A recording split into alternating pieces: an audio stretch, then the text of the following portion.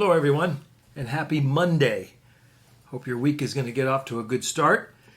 This is Take 5, where we are taking 5 minutes of our time to look at a bit of Scripture and Christ's teaching and understand them and apply them a bit to our lives.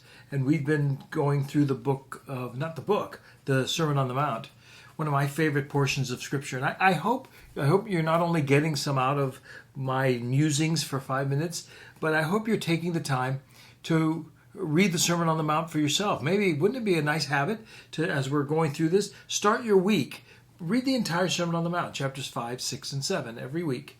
And I gave you a couple of books, one by John Stott that I'm going to quote here in a few minutes on the Sermon on the Mount, and the other by Dallas Willard, The Divine Conspiracy. Either one of those books would be a great parallel study if you want to go a little bit deeper and a little bit more thorough. So we're in the section of the Sermon on the Mount. We ended last week where Jesus is talking about the law and his fulfillment of the law. And where that sets up, Jesus is about to tell them, starting in chapter 5, verse 21, basically how to live. And it has to do with their anger, it has to do with their love, it has to do with their marriages, all kinds of things. And yet, before you have to figure out how to live, you need to know the rules. You need to know the law.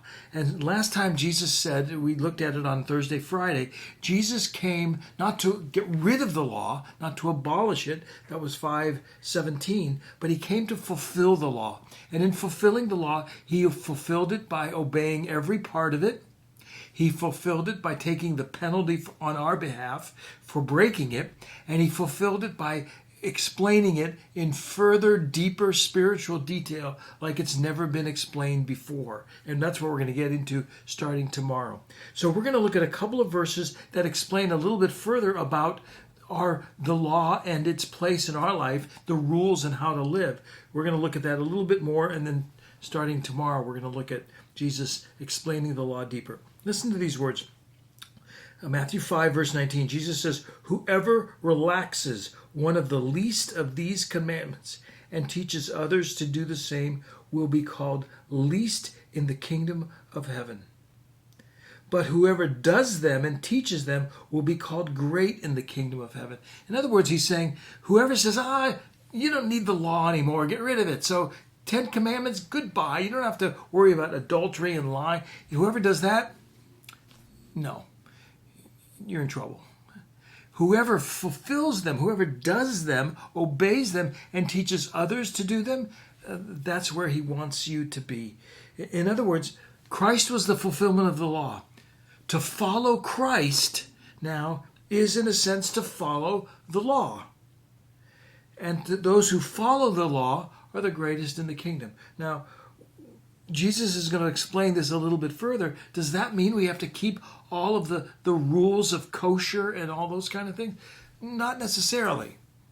We were in Israel right before COVID started, and boy, you watch all those kosher laws that the Jewish people follow, and they're part of the law. Well, Jesus, as he taught deeper about the law, he would say things like, it's not what goes into your mouth that makes you holy, what you eat. This is Matthew 15. It's what comes out of your mouth. It's your heart, it's your words that make you holy. And so in some ways, in fulfilling the law, he gives it a bit more meaning. It's not about rigidly keeping, eat this, don't eat that. That's not part of our obligation now as Christ followers. But what we say, what comes out of our mouth, that's how Christ further explains the law. Those who follow the law, not just don't murder, as we'll see tomorrow, don't get angry, those are the ones that fulfill the law. And we're to teach others also. When you teach your kids, don't just teach them about don't kill and watch the news and people kill. Teach them about being angry. And again, we'll get into that more tomorrow. Here's how he concludes it. Verse 20 of chapter 5, "I tell you, unless your righteousness exceeds that of the scribes and Pharisees, you will never see the kingdom of heaven." Unless your righteousness exceeds the scribes and Pharisees. Man, they kept 1,000,000 laws. How can we ever exceed that?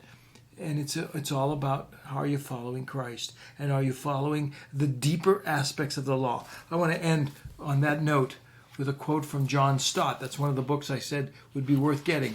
Here's what John Stott says, and I'll leave you with this. Christian righteousness far surpasses Pharisaic righteousness in kind rather than in degree. It is not so much, shall we say, that Christians succeed in keeping some 240 commandments when the best Pharisees may only have scored 230. Little humor there from Mr. Scott. No, Christian righteousness is greater than Pharisaic righteousness because it is deeper, being a righteousness of the heart, and that's his point. It's a righteousness of the heart. It's what's in your heart, and that's the way Jesus calls us to live. That's all I got for today. Tomorrow we're going to begin Jesus teaching us how to live, and he's going to look at some of the commandments and go a bit deeper, and I think you're going to find it really interesting. Have a great week. I'll see you tomorrow.